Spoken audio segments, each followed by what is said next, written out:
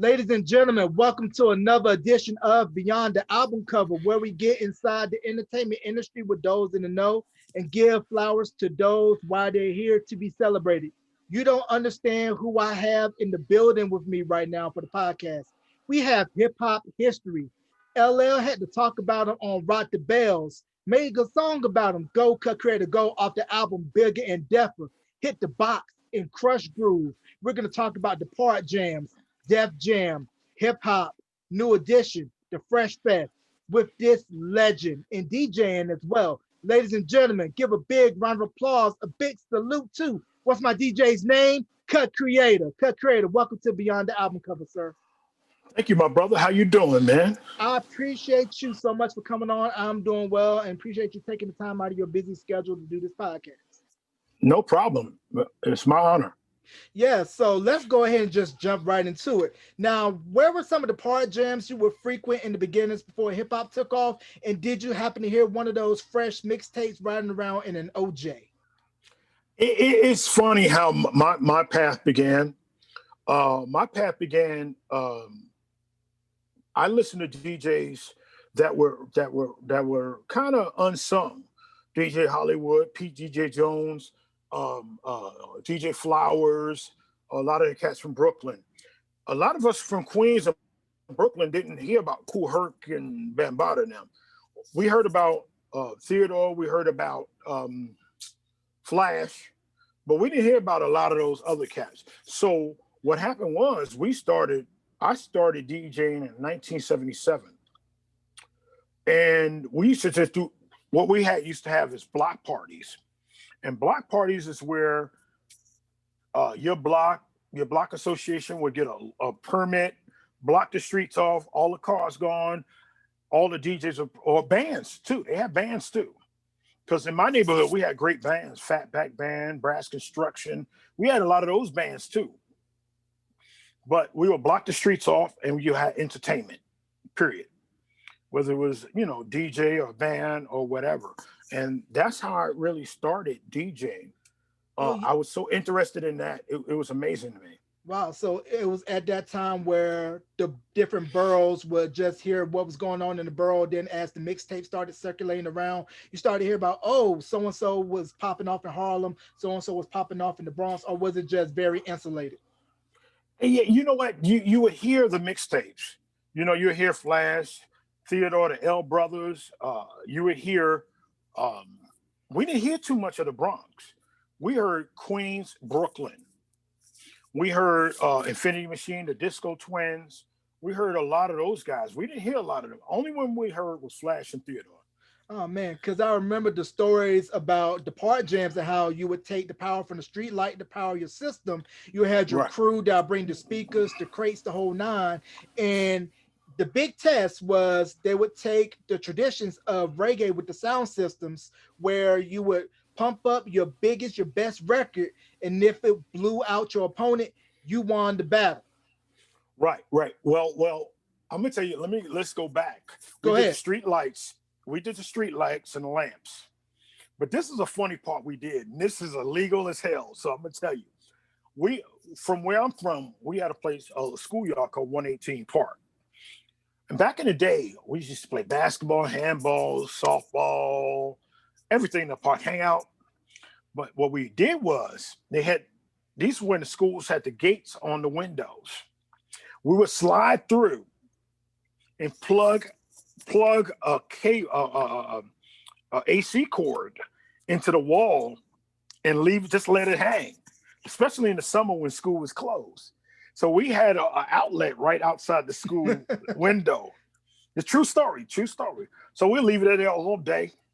Then we just plug in right there. We didn't have to go into the that's my neighborhood park, Oh man. And they were also saying how when the big blackout happened, a lot of DJ crews shot up overnight. They were hitting up Crazy Eddie's, insert your local electronics store here, and was getting equipment left and right. And a lot of DJ crews kind of sprung up thanks to that. It could have happened, but for me, I was in my local park, 118. We were playing basketball, hooping, just hooping and whatever we're doing. And we're hooping. When it went out, because I was there, it was 1977. And there's a famous song where were you when the lights went out in New York City? But when I was there, it was like, yo, we're playing like, hey man, what just happened? I was worried about getting my basketball. You know what I mean? I didn't know what was going on. But we were more creative. We built our speakers. We built our stuff. We would go to Canal Street and get the woofers, either Gauss or whatever woofer it was, or Sarah Vega woofer, and we would build our speakers. And that's Wow. how my system came. Yeah, we built them And this by was hand. all on the fly, learn as you go, or you kind of had somebody like, okay, you do this basic here, basic there, and just locked yourself in the room and figured it out. Right. We seen some of the Jamaicans do it. Some of our Jamaican brothers, we seen them do it. But for the most part, we just learned from them and we moved on, Well, there wasn't really a big Home Depot, but we go to the local hardware store and do that. Mhm. So, what was that first thought like when you first heard a scratch for the first time, or a DJ going back and forth between records? Because prior to scratching and the peekaboo system, which was called back in the day, before it was called queuing, where you would have to constantly play a record to have another record go alongside it in order to keep the party moving. The first guy I personally heard to do it like that was a guy that doesn't really get a lot of credit, but he's a legend, and his name was DJ Divine. He was with a group called Infinity Machine, and um, Divine just had it. He wasn't like in the Bronx or nothing, but in Queens, him and his MC Woody Wood, they were legends in our neighborhood, and they were legends. They were legends in Queens. When you can be a legend in Queens, there was really two legends in Queens: Disco Twins and Infinity Machine. Then there was other groups a little up under Solo Sounds, my crew, and a bunch of crews under it. But the major heavy hitters was Infinity Machine and Disco Twins. And when they battled, woo, it was awesome. Yeah, because hearing a lot of those early hip hop mixtapes like DJ Hollywood, Eddie Chiba, Pete DJ Jones, you had that feel of it's like Studio 54, but younger. And what was that like when disco was emerging? But knowing disco wasn't really for the young, and you couldn't really get into Studio 54 because of the high clientele. And they said, hey, let's take it to the park and let's bring the music to the people, something that we like, something that for us, by us. Well, to be honest with you, though that era, a lot we couldn't get in a lot of clubs, right? But then we had those guys like Hollywood, who's a legend. I mean, I think, and anybody will tell you, I'm a big fan of Hollywood. I think Hollywood doesn't get his just due. Same thing with Eddie Chiba, Love Buck Starsky, Pete DJ Jones, DJ Flowers. Those guys are really the guys that really don't get the just due. And those guys are the how do you say, the blueprint of what I do.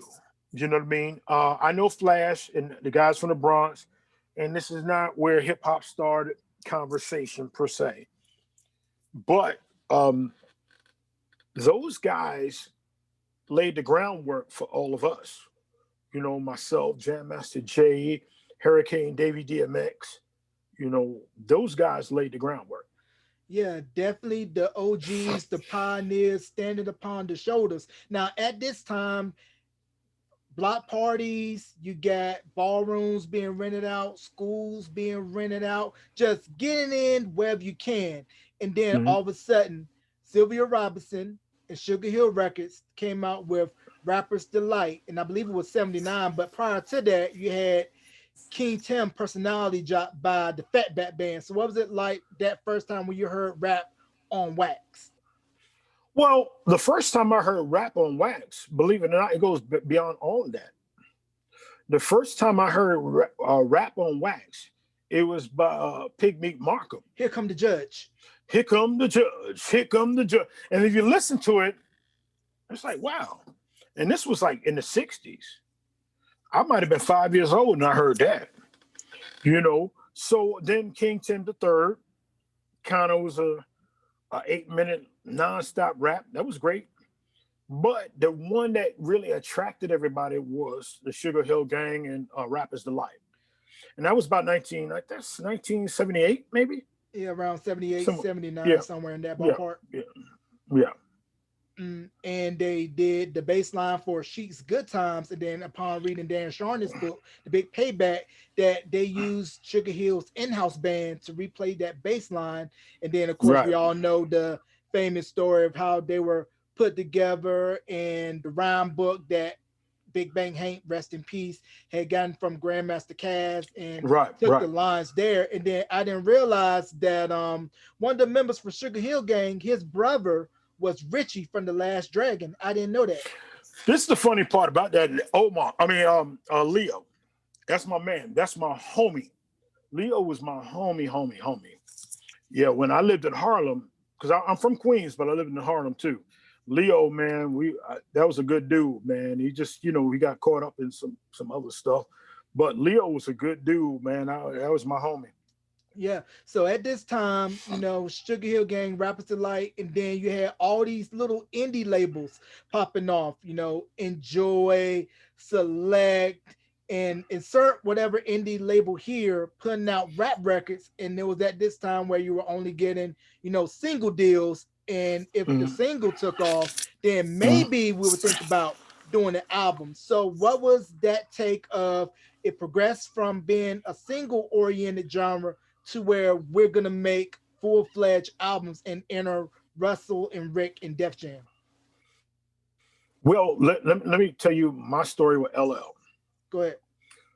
I started DJing 77, then I started doing the block parties like we were talking about. And then I met a young man, probably about let's say maybe 81, by the name of Todd Smith. And at the time, his mother would bring him to block parties. It might be a party around the corner from his house or whatever, a block party. And for those who don't know block parties are when, like I said, when you close the streets off, they barbecue, and it's a good time. It was a great time back then. So he always used to say, "Yo, man, I want to rap. I want to rap. I want to rap. Can I rap on your mic?" I'm like, "No, dude, no. Come on, man, no." So the next summer, he always came. His mom brought him out there. Yo, I want to rap, and we let him rap, and he was amazing. He was amazing. So Wow. at that point, I started um, taking him around to battle. We used to actual battle. I took him. He's about maybe 13, 14, maybe 13. I would take him around. His mom and grandmother would give me permission. I would chaperone him, protected him, um, and I would take him around. And we would battle some of the baddest cats, man, some bad cats. And he would do his thing. So that was like around where you would go to, let's say, this borough and say, "Yo, who's your best rapper in your borough?" Point them out, take LL and LL murder, and just go from borough to borough until he built this rep. Like, oh, we don't want to mess with this guy. Well, it just you got to start internally first. We started in our hoods first. We had one of my homies. He was a good rest in peace, my man. He called himself. We used to call him Hutch, but then he called himself Hollywood, and I always call him Hutch. But Hutch was good, so we would battle Hutch and them. We would battle a bunch of crews, different crews locally first. You had to go locally first. You just don't jump out. You just don't jump in 30 feet of water. You know what I mean? So we battled Hutch and them and bust Hutch and them, saw Hutch and them. But me and Ella had a fallout that one time. We was battling Hutch, and Ella was so eager where he went down after we done beat their ass. He done went to Hutch's crew and got on their microphone. He'll tell you that story. And I got mad at him, like, "Yo, dude, we a crew. We a crew here. We done did there, you know. I mean, I know you're trying to shine, but that's the way it was, man. But if you loved it, you loved the game back then." Right. And that was the way that you got on back in the early days. If you were rolling with a crew, you would carry the crates or at least be a hang around to help up Right, unload and load the equipment at the right, end of the right, night. And that's how right, you earned right, your keep. right. Exactly. Exactly. Mm, And I'll be honest, when I first started, I was probably the third or fourth best DJ in my crew. I was because I was an athlete, man. I was college scholarships and everything. So I wasn't even thinking about it like that. You know, it was a hobby for me. yeah, because I'm sure for a lot of people during that time, it was like we love it, but it's not something I can envision being a 9 to 5. And just like Right. Ramon and B Street, you got to have a day gig to keep the lights on, and then do your passion on the side until something can pop off. Now, is the story true about? I believe it was Ad Rock from the Beastie Boys. He was in Rick Rubin's dorm room at NYU and fished out LL's demo. Absolutely true. What happened was LL used to buy all these records, right? And on the records back then, I don't know if they still do it. They had the addresses on Oh there. yeah, yeah, yeah. So he would actually make copies and send them to the addresses. And one day, Ad Rock caught that tape in the pile, you know, and that's how it happened. And what was that like, that first meeting of Rick and Russell? Because I believe in previous stories where LL would give interviews saying he was shocked that Rick was white. Yeah, yeah, yeah, absolutely right.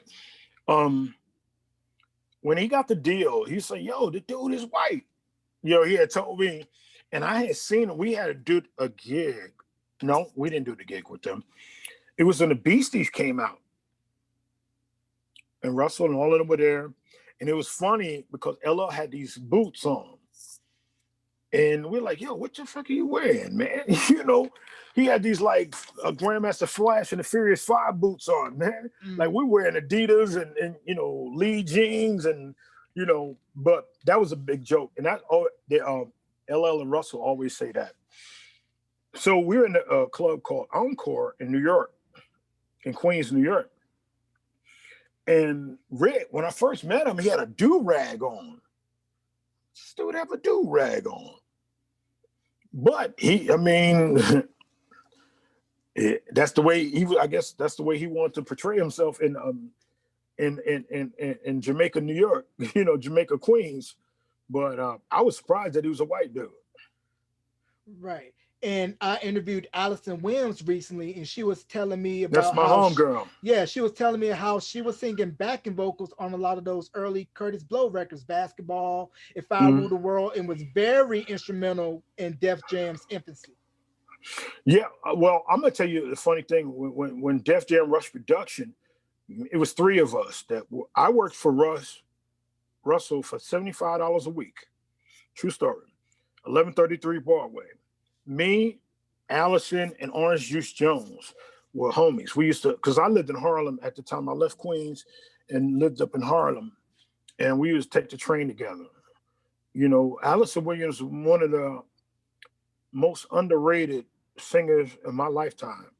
The girl is a diva. She can sing. A lot of y'all don't know. Just in case you don't know, she had the song "Just Call My Name." And I'll come running. You know, Orange Juice Jones had the song "The Rain." So those were my homies. I knew them. We used to, like I said, we used to take the train uptown together. You know, but that's the way it was. We were just we was all struggling artists back then. Mhm. And now LL gets the deal. And what's the process like going into the studio to make radio, which came out in '85? Okay, this is where the story gets funky with me and LL, and not funky, funky, but okay. When I was DJing back in the day, everybody called me Cool J. My first name is Jay, Jay. So everybody used to call me Cool J. So LL became want this name LL Cool James, you know. So a lot of people don't know I'm not the original cut creator. There was a guy by the name of Philip, I forgot his last name, and he called himself cut creator. He actually did the first scratches on one of the first songs. I don't remember. I think it was on 80 Beat. Yeah, he did the first scratches. And so what happened was when LO finally got the deal, I mean, when he got the deal and we started doing shows, We did our first show. I never forget it. It was at Boys and Girls High School in Brooklyn. And L was like, yo, we're not connecting. So me and L did the routines that we used to do and then let him play the song that he scratched on. So it didn't really work out. So after that gig, it was no more. The first gig that we ever did live, um, that was the first and last gig of the First Cut Creator. Wow, that's something I did not know. And this is why it's so important to have you here to tell us stories that Mm-hmm. mostly everybody do not know. Now, also at this same time, signed to Jive Records, we have a three-man rap group that I believe was produced by the late Larry Smith and Thomas Dolby. Another underrated artist. People need to give him his props. Go ahead. I'm sorry. Larry Smith, rest in peace, give him his props. Rest in peace, Larry. Thomas Dolby did production on their albums, and also Mr. Magic had a hand in putting them on Mr. Magic's Wand. So tell me about the impact of Whodini. Whodini, those are my brothers, man. I love all of them. I mean, they're going through something now. I don't know, whatever. But those brothers, and I'm gonna kind of stray a little bit. Go ahead. Because you just can't talk about Whodini without talking about Ron, Curtis, and the Fat Boys. All as a group, like all of us together. You can't, because I learned from Grandmaster D and Jam Master J. My brothers, I love those dudes so much. Jam Master J to me is the greatest DJ of all times. I don't give a damn what nobody say. You know, when I say all around, because he does everything good. He's not great at everything, one thing, but he's good at everything. Right. And, Grandmaster D too, Mm-hmm. Yeah, definitely that. And to think about how hip hop was prior to LL, Run DMC, you're dressing like everyday wear. Rap acts were dressing at the time before that like Parliament Funkadelic, psychedelic rock groups. So it was a big shift to see rock wear and then to see guys in Godfather hats, Lee's, Adidas, Dookie Gold ropes, Kango hats, and dressing like people from around the way. Well, going back to what I was saying about the encore, the time LO had them high knee boots, because he was trying to follow Grandmaster Flash and them. But in our neighborhood, that's what we wore. We wore Adidas, we wore Lee jeans, jean suits. We were dude. We were the normal dudes. So when you ever seen the movie Crush Groove, when we walked in and you see me with the box with a Yankee jacket and a gold cross, that's my normal wear. You know what I mean? That's what LL wore. That's what E Love wore. Sweatsuits and velour suits and all that. That's how we dressed back then. Mm-hmm. Now, were you surprised at the success of radio? And once you guys went on tour, certain regions that responded more were like, "Oh, we're really popping in this region." Well, before radio, we were real good in the tri-state area, kind of Connecticut down to Virginia, maybe a little North Carolina, down in that region. But when the movie Crush Groove came out, prior to that, we probably making $1,000 for a show. Then after that, it went to 5,000, 10,000, 20,000. It got crazy. I mean, I was driving. It was three of us, me, LL, and E Love. I would collect the money, put it all in my drawers, dry. But then it was like, dude, people are following us, and people will follow us. Like if we were in Philly, they will follow us from the club to the Walt Whitman Bridge. That's a ways, and that's how we knew we were like, oh man, this is serious. Then we actually started hiring a staff. Wow. And everybody knows, when you're doing shows and you got to talk to the promoter at the end of the night, you definitely want to make sure that the business is proper, because if not, then there's going to be some problems. Now, was it all? Go ahead. I used to collect mine, but beforehand, I didn't play. Believe it or not, a lot of people don't know I was New York City champ, New York State runner-up wrestling. I mean, I wrestled Olympic gold medalists. I used to box, everything. I didn't play games. I didn't play games. You know, if it didn't happen, it didn't happen. We'll just take a loss. Yo, we ain't gonna get no money tonight. We ain't going on. We leaving. So I knew the game, and I still know that even right now, I'm that same way. Yo, this is business, man. Right. It's a business first and whatever you love to do second. Now, also what was interesting around the same time is that you had the merging of uptown and downtown, Fab Five Freddy in downtown with CBGBs with the acts, like Blondie and television, and then coming uptown. So what was that like when you saw the merging of these two worlds coming together and like, we're really more similar than we are different. Well, you had clubs like the Limelight and let me see some of the clubs. Like Freddie and them be down in the Limelight, them real trendy spots. Like if you remember the Crush Group scene where they were in this kind of, I forgot the club when CBGBs and all that. I Uh-huh. mean, that wasn't our style. I mean, this is before the Latin Quarter, but we was rooftop. We was Broadway International. We were those clubs.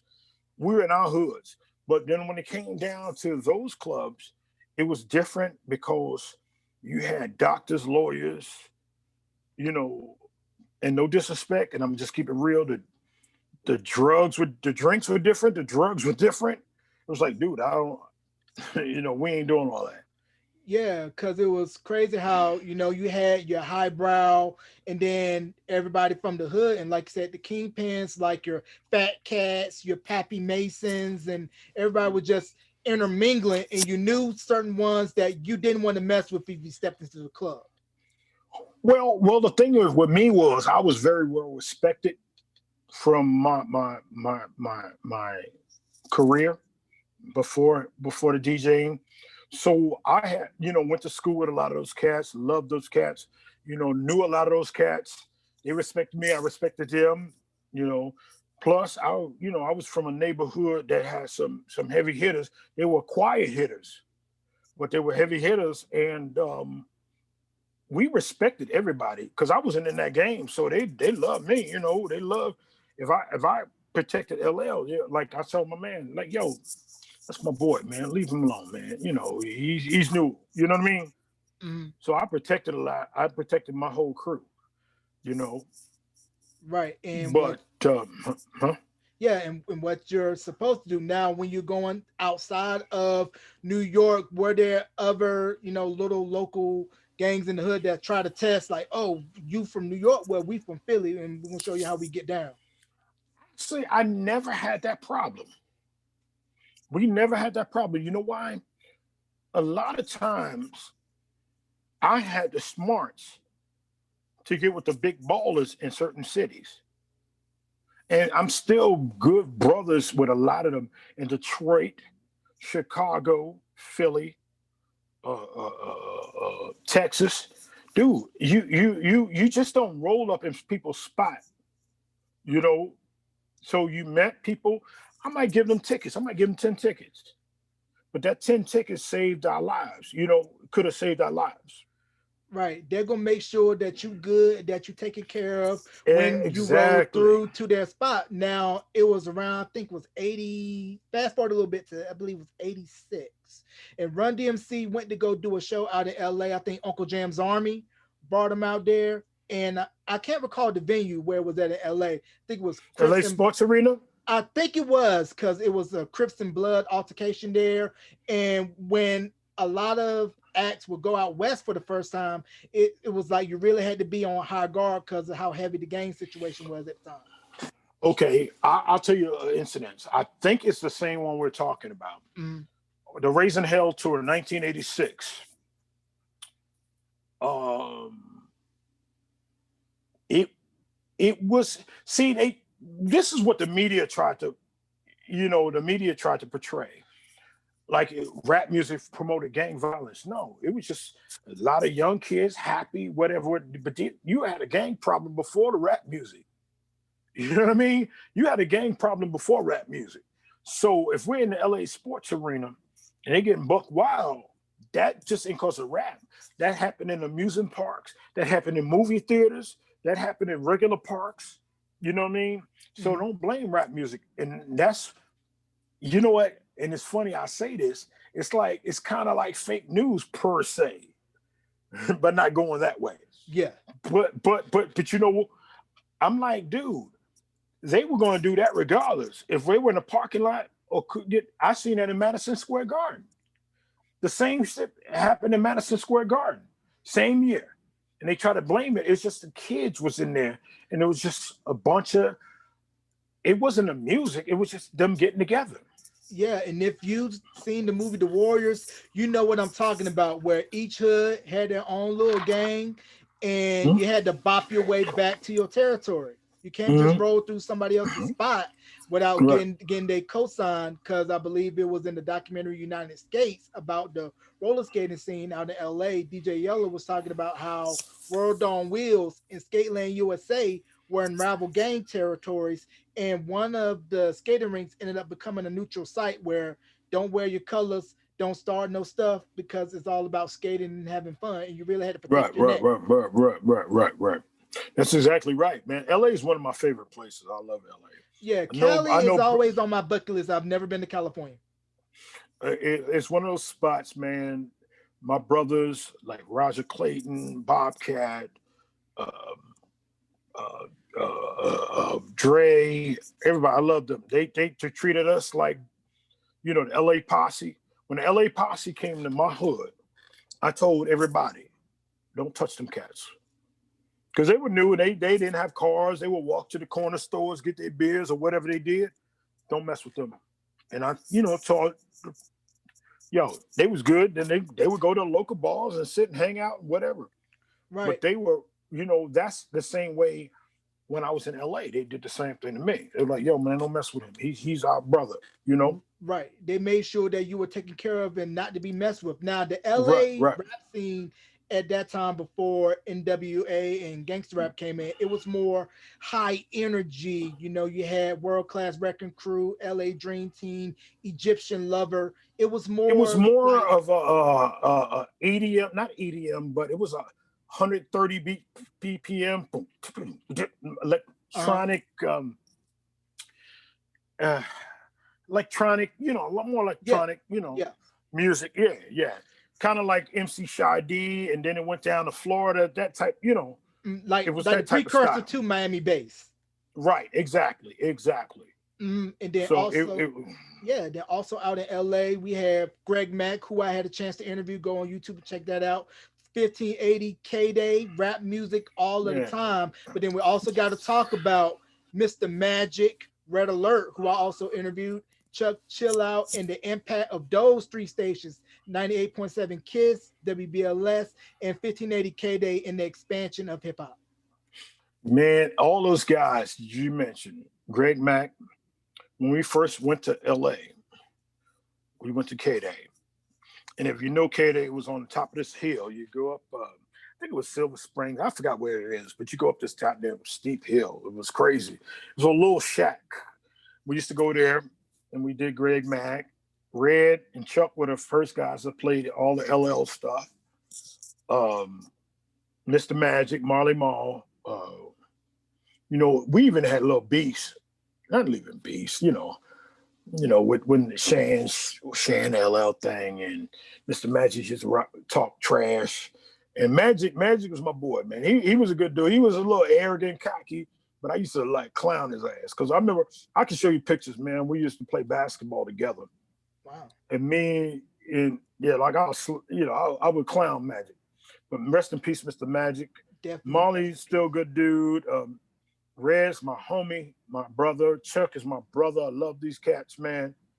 Um, we just those are the guys. Those are the guys that really don't get their just due either.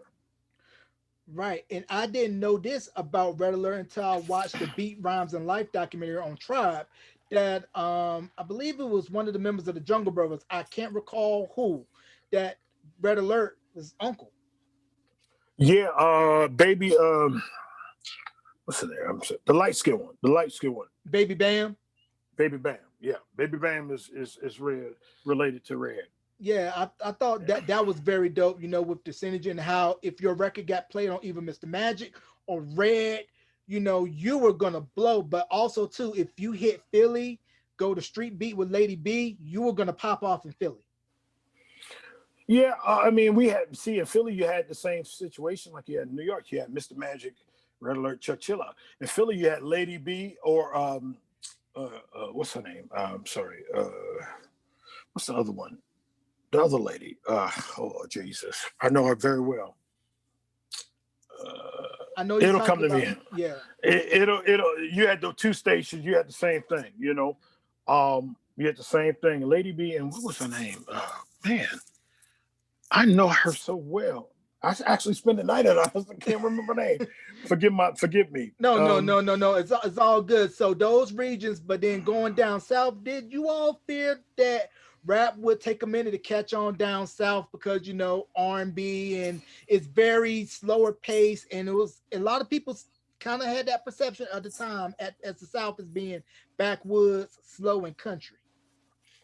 I think what happened with the movie Crush Groove that helped a lot because when they started seeing visuals, it was crazy, and then that nationwide distribution helped everything a lot. Hmm. And You also, know, yeah, the LLs, the Whodinis, the Run DMCs. You know, believe it or not, when we first started, we had my first gig outside of New York was it was LL, Dougie Fresh, UTFO, Rockmaster Scott and the Dynamic Three, and it was somebody else. Captain Rock and the Cosmic Crew. with the Cosmic Crew, doom, doom, doom, Yeah, gonna yeah, rock for you. exactly. And dynamic. Dude, we all toured together for a minute. For a minute. We Wow. did like spot dates, man. We were killing it. And we were rookies. We all had maybe one or two songs. We were killing it. And was You there know, times when y'all were on the bill where you're like, man, oh, so and so is gonna go on here. We're gonna kill them so that way the stage could be so hot that they didn't want to come on after us. You had that friendly competition. oh, all the time. I can tell them year by year. The beginning, Dougie was killing us. Dougie had a nice show. Dougie and Rick first got together. They did their thing. UTFO did their thing. Everybody did their thing because we learned from Run, the Fat Boys, Curtis, somebody else. I'm missing somebody else. Flashing them in the Fierce Five. Because you had to perform. You had to perform. So the thing was, though, you had to come with it. You had to come with it. So then I'm gonna tell you a funny story. When we got to elevated ourselves from 85 to 86 and went to on the Fresh Fest.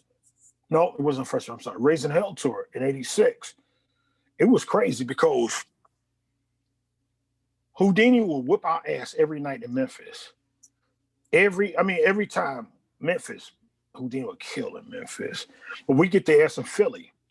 So Run certain will get a regions would be yeah, popular for the man. other act. Woo! Run would get us in say Boston and Providence. They would kill us in certain cities, but then we would get them like I said, our city was Philly. We would get their ass in Pittsburgh. They liked us. Certain places they'll like you. Yeah. They really liked you.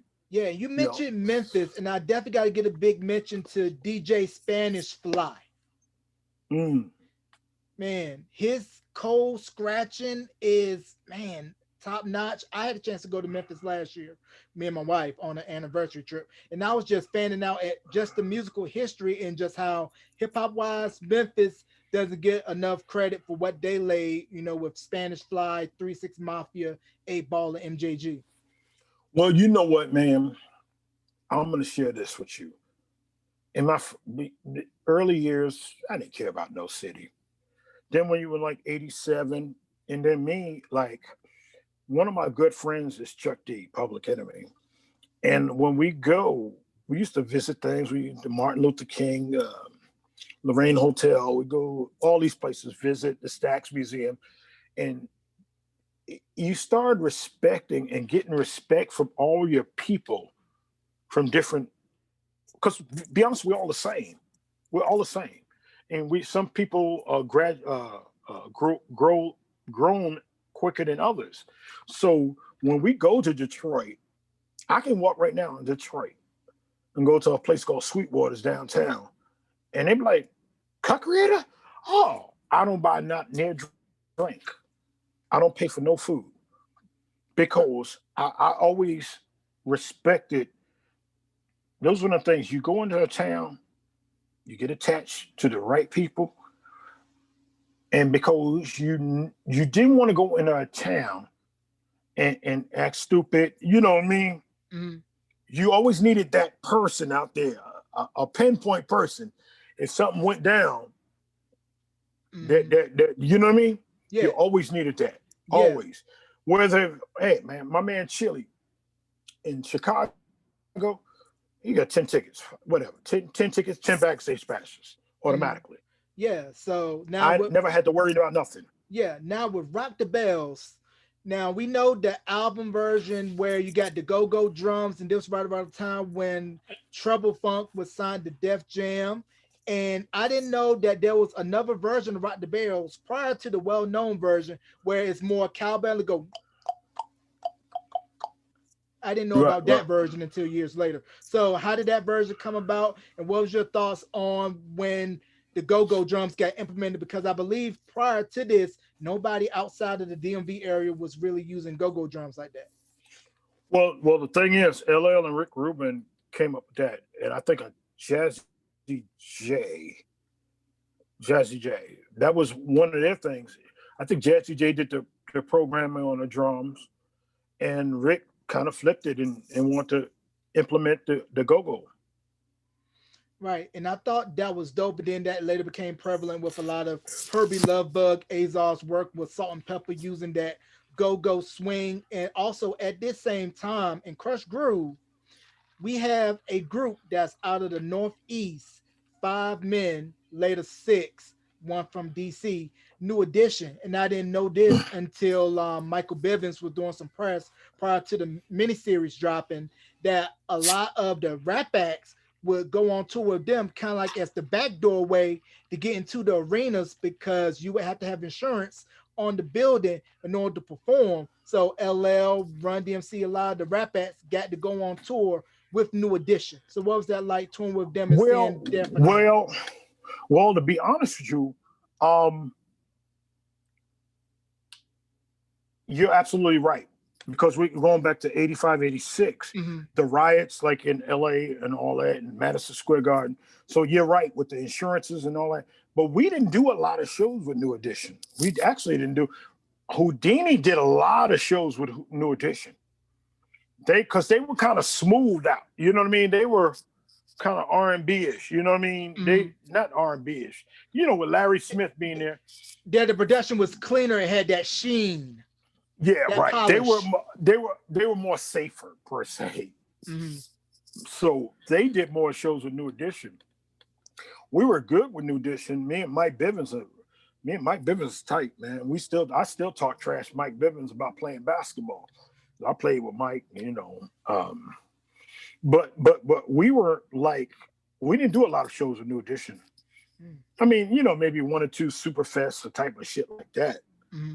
But we didn't do a lot of shows with New Edition. Oh wow. Yeah, because I remember them saying how when Candy Girl first dropped and it was hitting in New York, they would go from borough to borough to whatever club to do Candy Girl and then be back up in Boston by a certain time so that they could go to school. And Madonna even opened up for New Edition. I believe it was Roseland Ballroom. Well, I'm gonna tell you, the first time I see New Edition was in the roller rink in Roosevelt. It was in Corona in Queens, and we didn't even have a song out. I Need a Beat wasn't even out, and that's when I remember seeing them.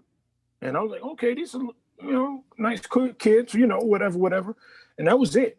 And then they blew up. After that, they just blew up. They blew up. They definitely Legends. blew up They're big legends, time. man. blew up big time. And then also want to segue a little bit because once Bobby came out with King of Stage, I heard it on the last track, the title track, where he had, I believe it was Mixed Master Ice from UTFO doing the scratching. And you kind of heard he wanted to bring that hip hop attitude on that, but it really went over the top and hit Pater with Don't Be Cruel. And Bobby, he just had that hip hop, everything was hip hop about him, and he did rap and R&B. Bobby's funny as hell, man. Bobby's my dude, man.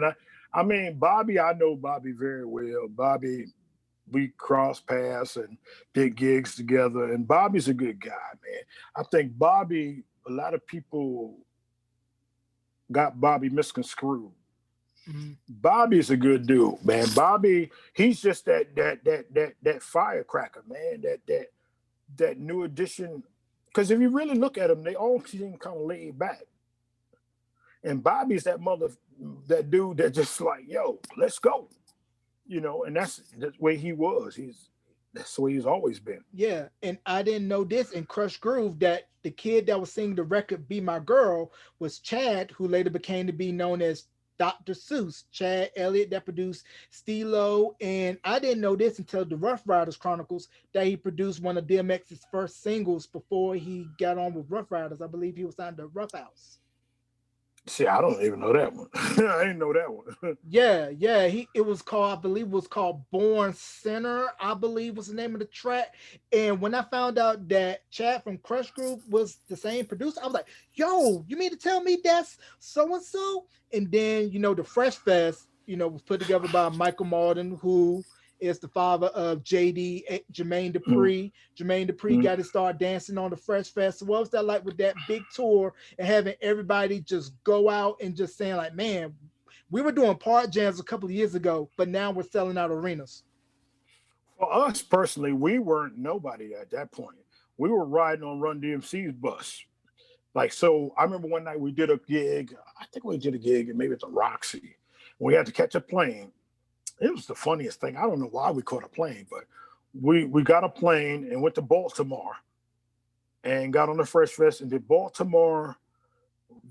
We rode on Run's bus, and then we did Baltimore and Providence, something like that.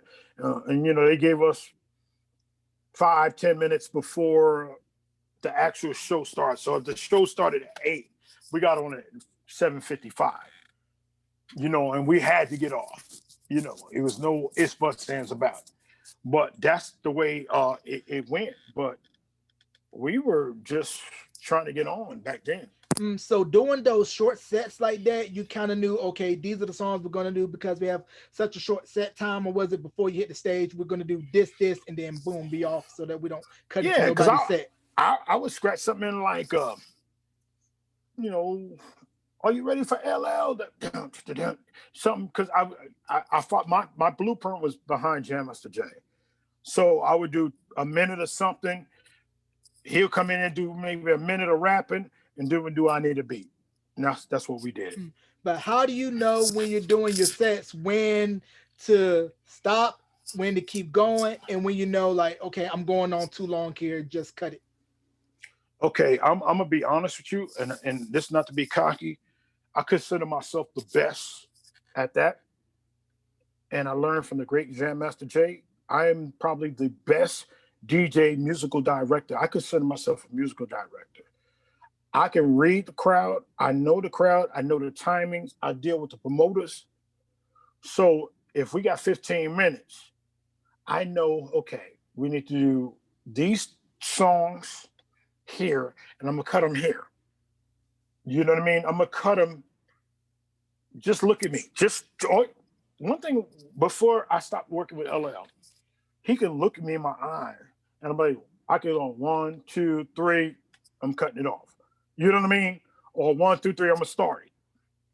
So I consider myself the best as a show DJ. And I don't give what nobody say. Put me to the test. But I consider myself the best musical director and DJ in history. Yeah. So I mean, I didn't worry about LL. I controlled LL. especially if there's time and money, because a lot of times I deal with TV shows, and time is money. You know what I mean? Time is money. If you go over 2 minutes, that can cost $20,000 to somebody.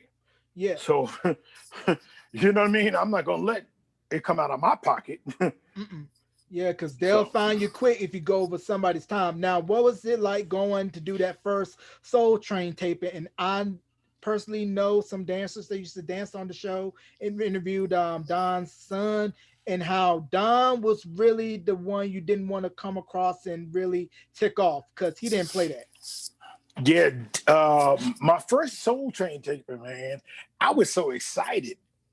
I walked into the room. I'm like, man, this place small as hell. I'm there on TV. You're looking at it like, damn, it looks like it's a big ass. Camera angles. Yeah, yeah. But Don, woo, Don is stale, bro. Don was stale. Rest in peace, Mr. Cornelius. I got to give him respect, but he was a stale dude, man. He was stale. Yeah, he didn't play no games. Like I said, I know He dancers was that stale. danced on the show. Everybody would get right when he would walk into the room because you knew he didn't play that. He come from Chicago. Yeah, but he was so stale. He was like, yo, I don't like what he's wearing. You know, it was weird. It was a weird feeling. Right. And then I also had a chance to interview Michael Holloman from Graffiti Rock. And that show, it really was like trying to do hip hop Soul Train style. You had Run DMC, you had, I believe it was Treacherous 3. No, yeah, not Melly Mel, Kool Moe Dee. Kumo D and Special K. Okay, right. Because let me tell you something. One of my best friends, man, and we played college basketball together at City College. Me and Easy Lee, Kool Moe Dee DJ. That's the funniest thing, man, because me and Lee knew each other before the Mo DLL situation. So me and Lee were like real tight. So today we're tight, you know. And it was funny, like when the LL Kool Moe Dee thing was like, me and Lee was like, "Yo, you see this bull crap?" You know, we laughed. So y'all was sitting back laughing the whole time while they were trading bars. At the whole shit. Yeah, exactly. Because we were brothers, man. I knew them. I knew Lee since I was 16, 17 years old. We played basketball together. All right. So what was your take on when Rock the Bells came out and, you know, LL got the whole verse dedicated to you, your DJing skills, and everybody's like, oh, okay, cut creator. Well, you know what, man? I love LL, man. A lot of that really was a general. It was kind of a situation where Run DMC really paid. Run DMC and Furious 5 would really dedicate and pay homage to their DJs. You know what I mean? So I have to applaud them for that. But LL, man, me and him, we have it's a weird situation. And I think that our situation is like, you know, he was following something and he showed me love, but a lot of the songs, be honest with you, the songs that were under the Cut Creator name, Cut Creator Go, a lot of songs, I wasn't participating in it. Oh man. I didn't know. So a lot of people don't know that. I was the live dude. Studio, next thing I know, he was in the studio, you know, but I was the live guy. Wow. Because like I said, I'm the best at the live, you know. So in some of those records, you mean that you would have a DJ in the studio doing the scratches and the cuts? Yeah. Yeah. Wow, that's something a lot of people don't know that. Knew. I never knew that. So 85, 86, you know, radio's taking off. And then we have this 3-man group, rest in peace to MCA, Beastie Boys. What was your thoughts on the Beasties first coming out? Because I didn't know this until years later, and then I just saw the documentary that Spike Jones did, that they were originally a punk act, had a record called Cookie Puss, and then once they hooked up with Rick and started embracing hip-hop more, that was when we got all the great stuff from License to Ill, then later on Paul's Boutique, so on and so forth. The Beastie Boys, man. I met the Beastie Boys in about '84. Rick, I met Ed Rock, MCA. I met them. We were on tour together. It was funny, man. The Beastie Boys were great guys, man. They were great guys, man. Because Dr. Dre used to DJ for them, and the Dr. Dre from MTV Raps, Who was in Original Concept right? He was their original DJ. before DJ Hurricane came in. Yeah, before my brother. That's another one of my brothers, Hurricane. Hurricane then DJ'd, and then after that, whatever. Hmm. But the Beastie Boys were wild. I remember being in London with the Beastie Boys, man. My first time in London, they took me to some places. I'm like, dude, where am I at? They buck wild, throwing shit out the window, man. I'm like, dude, I ain't involved with this. I'm a young black man. I'm not getting involved with this because I'll be the first one to get. But the Beastie Boys were cool as hell, man. They were real good guys, man. License to Ill, great album, and to see their evolution from License to Ill, Paul's Boutique, Check Your Head, Hello Nasty, and to see the growth and to see where it started, it's just incredible. And we lost MCA way too soon, way too soon. Right.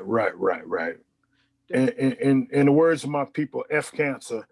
MCA was a good dude, man. They all were good dudes. They weren't. You know how you meet people and they try to be something just to fit in. But the Beastie Boys were good dudes. They were good dudes, man. And I had fun on tour with them because they would do just buck wild stuff. Yeah. Like buck wild. Like they'll trash your hotel room. Like we can't do that. I can't do it.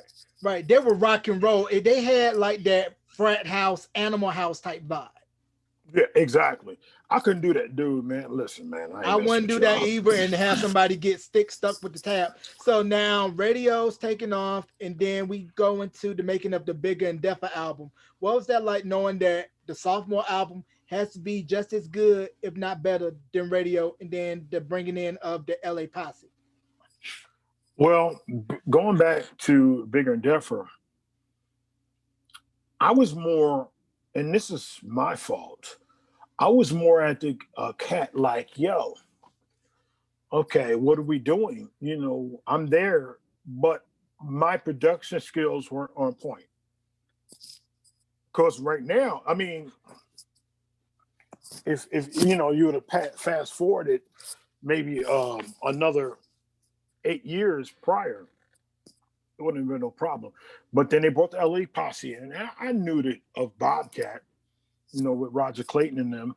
So they came in and actually, at first I was a little hesitant, but this is LL and, Def Jam. And it was a situation where it was cool. We became a family, man. We became a family.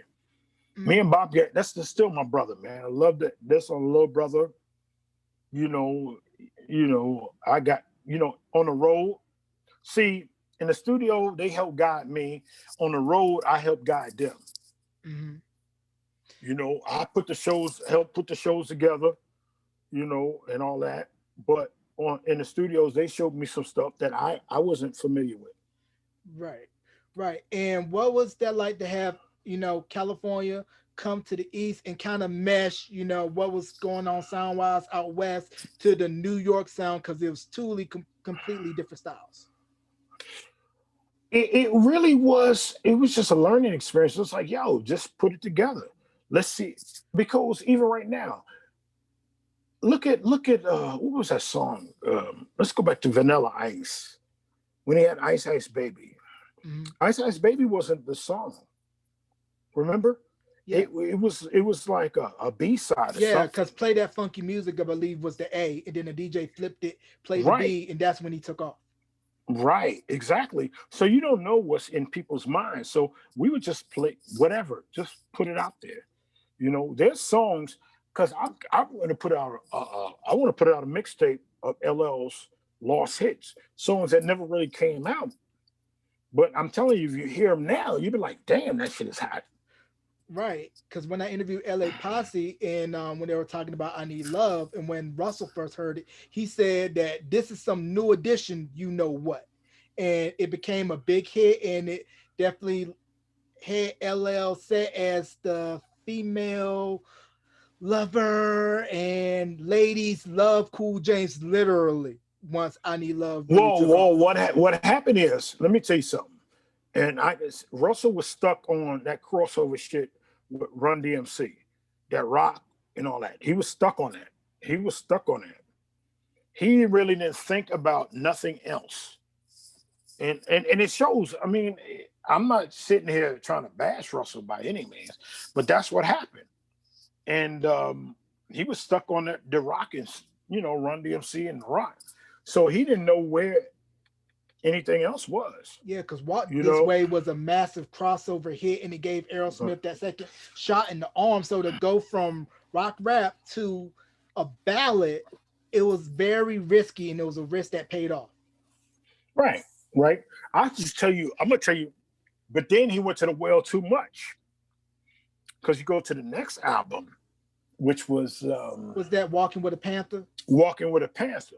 Then he wanted to put all them, yo, dude, I'm telling you, there's songs on that album that was hot. That's why I say this. LL has a lot of songs that's hot. That I'll tell you a song that he did on that album. Working with a Panther. So I did Fast Peg. I produced Fast Peg. I did It Gets No Rougher. Why Do You Think I Call It Dope? He had a song called Why Do They Think They Call It Dope? Mm-hmm. He had a bunch of shit on it, but he wanted to put the slow shit on there. And at that point, Public Enemy, Eric B, KRS, Boogie Down Production, all of them started coming out. So now everything is changing. Ain't nobody want to hear that slow shit right there. Right, and you got to kind of catch up with the trend because, like you said, BDP was out, PE was out. That also at the same time, you had an emerging sound that was created by a young man out of the Saint Nick Projects. We mentioned the Rooftop earlier, and I didn't know this. Teddy Riley. I did not know this until the Red Bull Music Academy interview that his uncle Willie owned Rooftop and Willie Burgers. Well, I didn't even know that.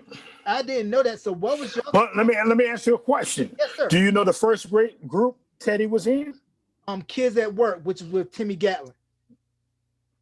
What was the name of the song? Singing Hey Yeah.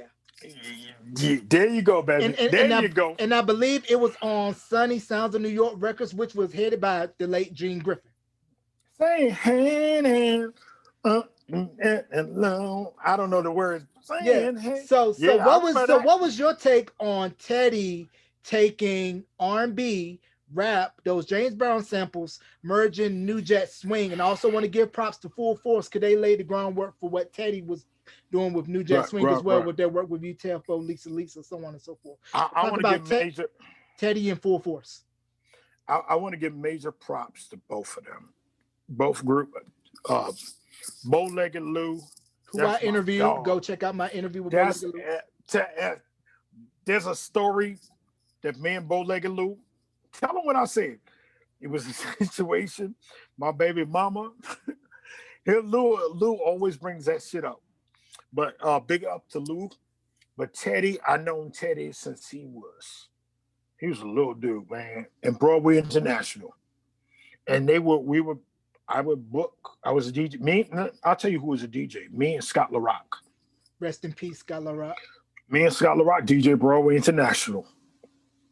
And it was funny because Teddy was a little boy, man. He was young. I'm not saying little boy. Yeah, he was a youngster.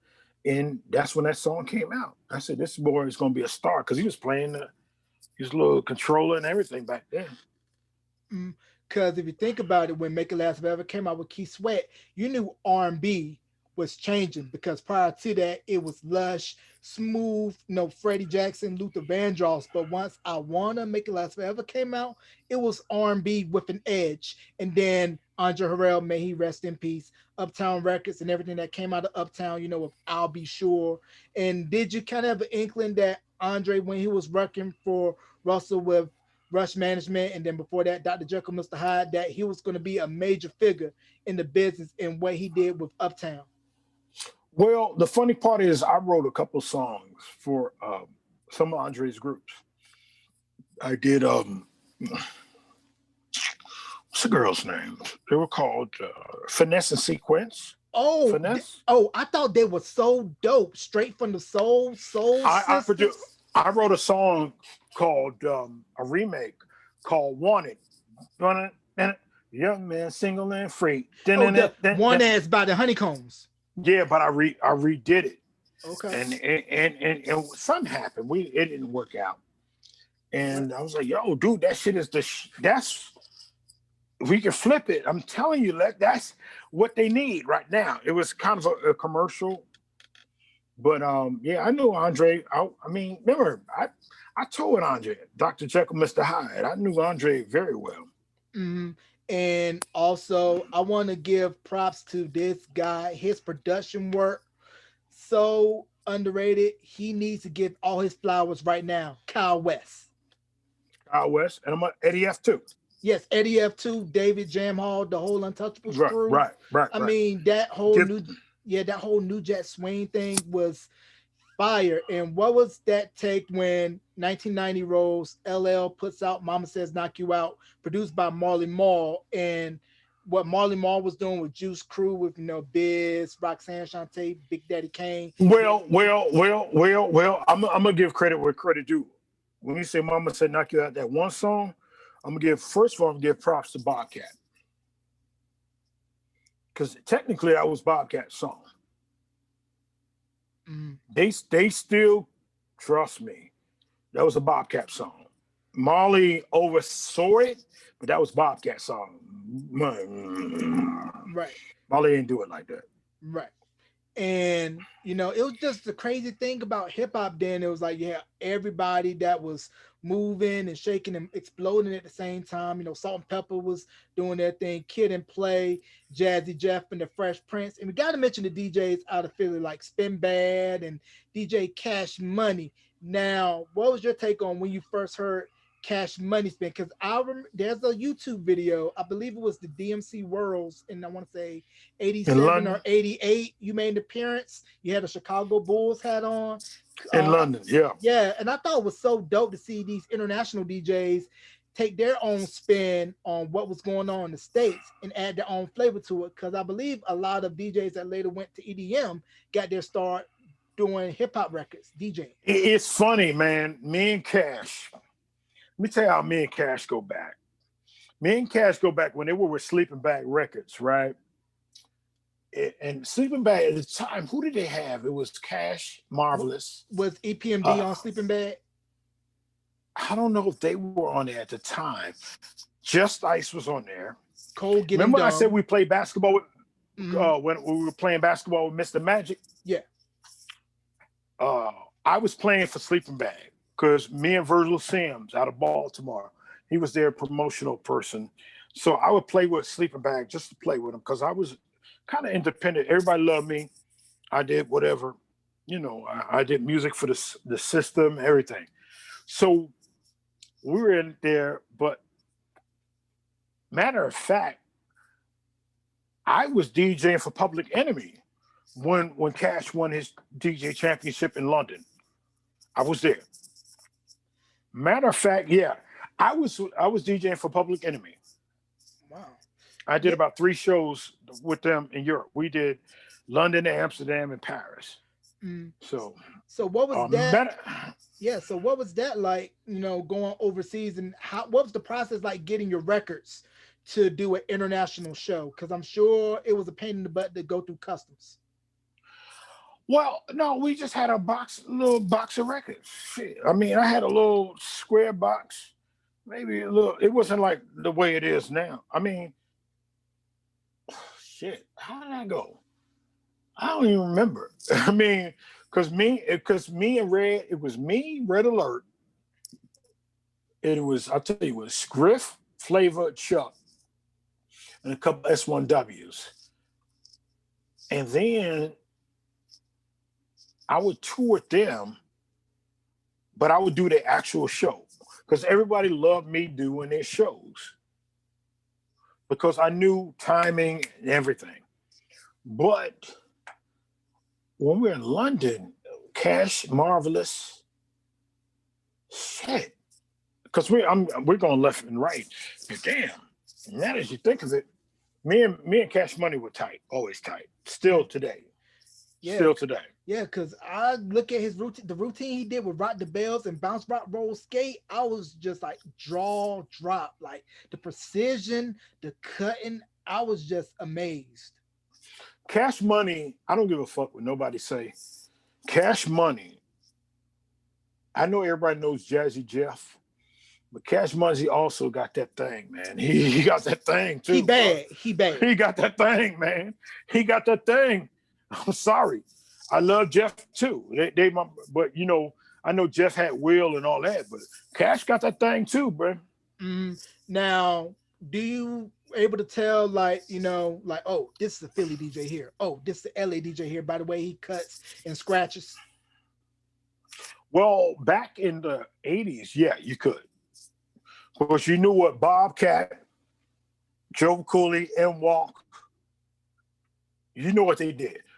In Philly, you knew Cash Money, they did a lot of Transformer, Jazzy Jeff, it was a different. Because I'm telling you, back in the, and I'm going to tell you something, a lot of people slept on the Miami DJs. Like, what's my brother's name? DJ for Two Live Crew. I know you're talking about, it's off the tip of my tongue. Can't think of it off top. I think he lives out here too. Yeah, don't sleep on them either. So his name will come to me, and I'm sure him love. But it wasn't about New York. New York. What started happening with New York? New York started getting cocky, and that we New York. But these other cats are starting to like, woo. Mr. Mix was his name. Mr. Mix. Yeah, but New York started getting a little lazy, and these other cats was getting, they were getting different. You know what I mean? Yeah, I look at it like the equivalent of, you got that one kid that couldn't run with the big dogs on the court, and they just kept practicing, and now they're up to your level, and you're like, oh, they're that good? We got to step our game up. Mm-hmm. Yeah, exactly. Right. So what was your take on when Heavy D first came out? Because Heavy D was a game changer. He had the look of hip hop, had the smoothed out feel of R&B with his production, and it was a massive success. Well, Heavy D was a unique situation. Heavy D was a very charismatic, very entertaining. Heavy D was one of the freaking nicest guys you ever wanted to meet. And it's really sad because when they say nice guys finish last, it's the truth. Heavy was the nicest dude, man. I sit there and cry because Heavy was that dude, man. He wasn't, and I'm gonna tell you something else. I'm gonna tell you Tupac. Tupac was, man, everybody can talk all that bull crap they want. When you know Tupac, one of the nicest guys. Jam Master Jay, one of the nicest guys. I've never met Biggie, but now that I'm seeing some stuff, one of the nicest guys. Just got caught up in everything that was going on. And that's the sad part about it. But Heavy, the nicest guy, man. I mean, I remember my homie E Love got shot. Heavy saw me at the Apollo and grabbed me. He was like, yo, something I could do. Yo, he was crying. I'm sitting there, dude, we good. We're all right. He's all right. He's all right. Heavy was one of those guys, talented, smart, entertaining. And, I'm not going to sit here and say, he was my homie, but I miss him because we need more Heavy Ds. Yeah, because I've heard stories about people were saying how Heavy would give them job as roadies, to get them out the streets and to really make sure that they were in a good situation to Mhm. get them away from living that life. And I want to kind of deter a little bit to talk about this 5-man pop group out of Boston. A lot of people don't know this. They were an R&B group, but once pop got a hold of them, that was when everything changed. New Kids on the Block, because I know Donnie Wahlberg and Joey McIntyre, and I interviewed Danny Wood, and they were saying how they used to come up, doing spot dates for rap acts. I think in one video or something, Donnie was wearing Def Jam memorabilia because New Kids, they were dope, and I thought that they were an R&B group at heart that just went pop. Well, I'm not big familiar. I knew Maurice White from the New Edition situation. Maurice Starr. Yeah, Maurice Starr. I said White. Maurice, rest in peace, Maurice White. But I know Maurice Starr from the New Edition. I didn't really know the New Kids on the Block. Only time I had interaction with New Kids on the Block when they were on tour with the Beastie Boys. That was a large, believe it or not, that was a large ass tour. That was crazy. That was crazy. That was crazy. Crazy, yeah, because there's a video floating around on YouTube that's of them performing at a Boston nightclub for WILD. They're wearing matching Jordan tracksuits, cutting their teeth, performing at a nightclub. And when you see them selling out stadiums and stuff, it's just like, wow, totally, completely different style, different feel. And I want to talk about this guy out of the West Coast. A lot of people hate on him. They shouldn't, because of what he did for rap. The numbers he was doing for rap at this time were pop numbers. It made rap accessible. MC Hammer. And don't let the pants fool you, because he's from Oakland. He'll show you that he can get down. Ask Redman. Okay. Let me tell you something about Hammer. I known Hammer before he was MC Hammer. All right. I used to go to Fremont, California. Hammer, his brother Lewis, his brother, let's see, Stanley Lewis, and what's the other brother's name? I don't remember his other brother's name. Before they came out, I knew them. But when the troop suits happened, dude, I knew them. They still my brother. Hammer will tell you right now, I was one of the coolest motherfuckers with them. Ask Louis Burrell, who? When they had the building, I set the studio in their building because they built I don't know what they did. They rented out a whole building and put their whole crew in there, and I set the studio up in there. That's how I got down with them. I knew them for years. I'm not knocking. I never knocked Hammer. Now if I knock Hammer, I knock him for the way he spent his money. If I knock that, that's what I would knock him for. But as far as anything else, hell no, I ain't knocking him. Shit, he's a legend. Yeah, he's a legend. I mean, the Bay Area, not just Hammer, but you have Too Short, E40, Tony, all of the funk acts that come out of the Bay. See, this is what I'm saying. Back in the day, we like Tony. Those are my boys. When you go to places, like I remember I was on the Def Jam tour. I brought everybody to my at the time my mother-in-law's house, and she barbecued and everything. And this wasn't no god doggone chicks and all. No, this is us eating ribs, chicken. You know what I mean? Whatever. It wasn't even no drinks. It was like a good feeling, good home feeling food. Just we were on the road. There's some good food to eat.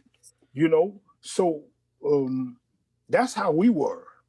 I don't know what the situation today is with these cats, but So what was your take on that West Coast sound first breaking through, with NWA, DOC, and then knowing that Dr. Dre's production, and it's like, oh, this guy got it. Well, I'm gonna be honest with you. The first set, it was a little, but I'm gonna say something. DOC, that album, No one can do it better. Woo! Cole. Woo! Cole. Woo! So we can't even talk about those because even with the NWA, they have some shit. You know, in the beginning, yeah, they started off slow, but the motherfuckers came up. I love my brothers from the West Coast, but that DOC, that motherfucker there is the most. I'm sorry to cuss, damn. No, no, no, no. It's all I good. got. I'm starting to feel it now. DOC's album. I remember the finale, the grand finale, the last joint. I'm like, down, down, down. I'm like, oh my god, The album yo, top we to part was losing. bad. The skits, the production, and got to give big mention. Yeah, Rest in peace, L.A. Dre. yeah. Whoo, yo, I'm telling you, I'm telling you. I saw, I saw him. Where did I see him? I saw him on Tom Joyner's cruise. And I saw him, man, and he tried to do it. I think his voice is getting better. He did one or two songs, but it was like, dude, if that didn't happen, whoo, Yeah, that album was nasty, and that was ridiculous. yeah, and also at the same time too, you had the emergence of Death Row and everything that came after that with the Chronic and Doggy Style, and then you had your different regional imprints like what Jay Prince was doing in Houston with Rap a Lot, and Master P was forming No Limit out in Richmond before he relocated back to New Orleans. He had Uncle Luke down in Miami with the Miami Bass. So what was that take of seeing all these different regional sounds start to take, and then later we see the Southern explosion with LaFace and Outkast, everything that came out of the Dungeon. Hey, man, and you know the thing was, I think what happened was New York thought New York was about New York, but they didn't understand that all around the world, all around the country, everybody was, creating their thing too. You know what I mean? Like Rap a Lot. I know Jay Prince and Scarface. I hope everything's going good with him. And because even after, like, prime example in Houston, you got, okay, everybody thought about the Ghetto Boys. Okay, all right, Ghetto Boys, but they didn't know about Lil Kiki, Lil Flip, Big Mo, all those groups out there, man. They had a bunch of cats out there ripping it. You know what I mean? Mm-hmm. And that was one of the things is, man, the regions. So if you're in um, Houston, Houston starts going to Louisiana, starts to go into Mississippi, starts to go in Arkansas. You understand what I'm saying? It's a effect. Where in New York they was like, okay, we New York, but no, man. Like I said, Big Mo, Little Kiki, Little Flip, what's my man? Southside. That's Little Kiki. Uh, uh, it's a bunch of them out there, man. They have what's rest in peace, DJ Screw. They have a bunch of cats out there that was doing it, man. They doing it. Mm-hmm. Yeah. And then they wasn't accepting New York shit because they had their own shit. Right. So was that kind of tricky when you went into certain regions where they only listened to the local scene and you had to kind of grab the local records to play to kind of get the hometown on your side? Yeah, because I use that for example. When I left to do radio, I went to do radio from Atlanta to the Houston. I did Power 97.5 in Houston. Man, I'm thinking I'm gonna do my thing. Atlanta, New York. Dude, I got clowned. I got clowned a full year because I didn't understand where I was. And I tell every DJ right now, I don't give if Jazzy Jeff, Kid Capri, whoever. I'm gonna tell you, know what they playing in their region first. I went there, didn't know about nobody. I'm like, I'm playing something like New York music. Mm. They looking at me like,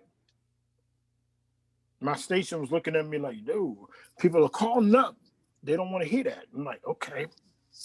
So it was different. It was different. Yeah, and the funny thing you mentioned about the regions, I'm originally from North Carolina, and how, a lot of people from up north got family down south. So when you would go get your mixtapes from your dude with the blanket outside, it'll make its way further south. So that's how I end up hearing a lot of the Who Kids, Kid Caprice, Ron C's, because when Kid Caprice mixtape came out, I can't recall the name, but it was the one that where he mixed in Stephanie Mills, something in the way you make me feel with impeach the president.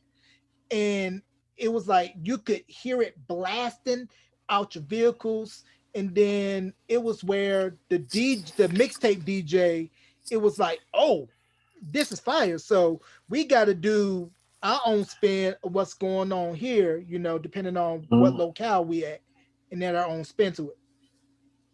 What's I think it was Big Mo. He he started he started his song off with y'all got that song called Whoa, but we got a song called, I don't remember it offhand, but yo, that was large. Man, no, it's called Man. Mm. Man. You ever heard that Man by Big Mo? No, I've never heard it. The only song I know by Big Mo was Purple Stuff. Nah, Big Mo had that Man, and that shit was big. And that's what I'm thinking. Wow, this is where we're at. Because the bottom line is, dude, yo, people are doing. We in New York got content, and we were doing the same thing, but everybody else was growing on it. Right. And also with the South, I mentioned Atlanta earlier with Babyface in LA and LaFace and Mhm. Outkast. So what was your first take on when you first heard Outkast? And did you think that it would be a tough sell to sell to Southern rappers outside of the Southern region to a wider masses when Southern Playalistic Cadillac music dropped? No, I didn't. At that point I was respecting music. I was respecting everybody's music. I was respecting everybody's music, and I'm in my studio right now, so I want to let you hear this joint, Okay. and hopefully, hold on. So we're getting an exclusive right here, folks. So what we got on the box? Freestyle Kings in here.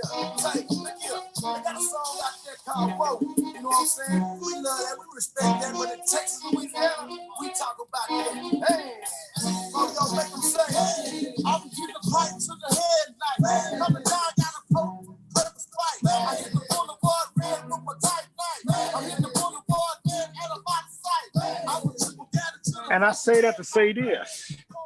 They respected us. They said, yo, I know in in New York, they had that song called Whoa. I was about to say that sounds very similar to Whoa by Black Rob. Right. That's the way the song came out. They said, I know in New York and whatever, they have that song called Whoa. But where we from, we're like, oh man. And that's the song. I'm like, damn. When I first heard that, I was like, okay. you know, you right. know, we all need to come together and make it happen, Yeah, because I was, pre-teens, early teens at the time when, Death Row and Bad Boy was popping. And I felt that was unnecessary because both were making great music. It was enough room for everybody to eat. Because you know what Diddy was doing, taking the 80s record, sampling it, making it more pop. But Biggie, he had that pop appeal, also that street appeal as well. Well, the thing is, man, I'm gonna say what I'm gonna say. I don't give a fuck what Go ahead. nobody says. It's your truth. Go ahead and tell it. Well, what I think it is when you let other people get involved in something they shouldn't be involved in. That's the problem. Because the bottom line is, man, I know Pac Pac was one of the nicest cats, and I kind of brushed past with Biggie. I never met Biggie like that, but he was kind of cool too. And they let all these other fucking entities get involved into their shit, and that's what fucked them up. I'm sorry, I got to cuss because it's pissing me off because you got two great artists. Everybody looks at them, but it's these other people behind them that's messing the whole situation up. Right. And I always felt, when you try to mix the legit with the street, it always gonna be something not so great. And you can't do the street stuff with the corporate stuff. And we know that that does not go well. Because to be honest with you, I was there. The last time I ever seen Biggie was 2 days. Well, 2 days. Let me see. Did I fly home that night? A day or a day and a half before he died. I did the Soul Train Award, BET Award. I don't even remember what the fucking awards was. I did the show, and I left either early that night, late that night, or early that morning. And when I got home, I remember 6 o'clock in the morning. They said, "Yo, Biggie got shot at this party, the party at the theater, at the Peter Automotive Museum for the Soul Train Music Awards." Dude, I was there. I left a day before that happened. I was there. And I felt that the vibe wasn't good. That's why I left home. And to go home. That's crazy because I know a lot of people were saying the big, don't go out to Cali, it's too hot. I was there when fucking remember, I was there on the Soul Train Awards when Tupac bum rushed the stage. With Snoop on, I mean, with Suge and them. A lot of people don't remember that. When at the end of the show, Anita Baker and LL was hosting, and then my crew was on the stage. Like, okay, all right, we there too. You know what I mean? So there's a lot of things, man, that in hip hop should never have been. Never had been. No. Never had been. I agree, never had been. Because we let people, them dudes wasn't fucking all that, man. I'm telling you. Them dudes weren't all that. They were the nicest guys, man. I'm going to tell you something. I'm going to end it like this because we've been on this about almost 2 hours. But I'm going to tell you like this. When LL and Cannabis, I was like, yo, LL, you got to come back. You got to come back. You got to do this. You got to do that. See, everybody's gassing, putting gas on the thing. But for what? Why? Real talk, why? Just to sell some records? Come on, man. Yeah. Real quick, and I'm going to get you on out of here. Do you have a story about Latin Quarter? My story about Latin Quarter was a different story. I'm going to tell you my story about Latin Quarter. It's going to be a little left field. Are you ready for that? Yes, sir. Okay. I'm in Latin Quarter. I'm with my baby mama. And my baby mama's with her two cousins. They little high yellow chicks. They fine, So I'm with my crew. My man Big Mookie, rest in peace. Horse, rest in peace. Crazy Lou, Garfield, rest in peace. And Norton. I had a brand new Maxima. So my dudes, we in the corner. I don't care. My baby mama, they over there. So my boys like, yo, we going home, man. So I said, I drove them to Queens. Drove them to Queens and came back. So came back to the Latin Quarter by myself. So I'm looking at my baby mama.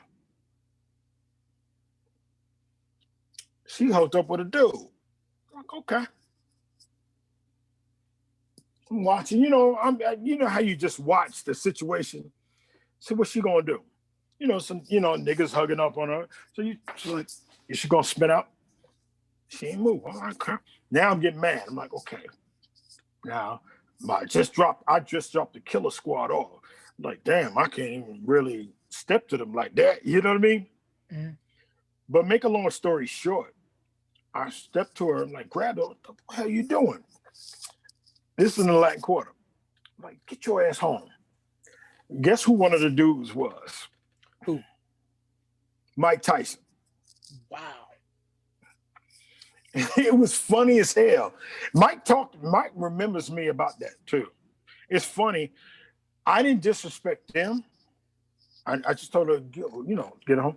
But the funny part about that was Mike said to me, he said, yo, you was a real dude, man. Stepped to her. I said, man, Mike, be honest with you, you can box your ass off. But if I'd have grabbed you, because you got to remember, I was a New York City champ, New York State wrestling champ, wrestling Olympic gold medalist. I was a bad boy. Like, I could have been in like MMA right now. And I told Mike, I said, yo, Mike, if I'd have got you before you threw a punch, I would have choked your ass out. Trust me. Real talk. This is real talk. Real talk. Me and Mike were laughed about it. But it was funny. It was just funny. Man, that is so great. I gotta have you on for part 2 because there's so much more we didn't get to cover in this interview. Dapper Dan, the whole 9 yards. So, do you have any shout outs you want to give before we conclude? To also plug your social media. Man, I just want to shout out guys like you, man, who will give us a platform to tell our side of the story. You know what I mean? You read all about this, but dude, let me tell my side of the story. So I thank you. No, thank you. Living legend, and the fans, everybody is going to enjoy this. You can catch this interview along with past interviews on all streaming platforms where you can find Beyond the Album Cover, and the video version will be available on youtube.com/J85. So subscribe and follow, tell a friend, spread the word. Ladies and gentlemen, the one, the only, the legendary DJ Cut Creator. Thank you for coming on to Beyond the Album Cover. Thank you, man. I got about 3 more episodes, man, to tell you. Yes, sir. We're going to do it again.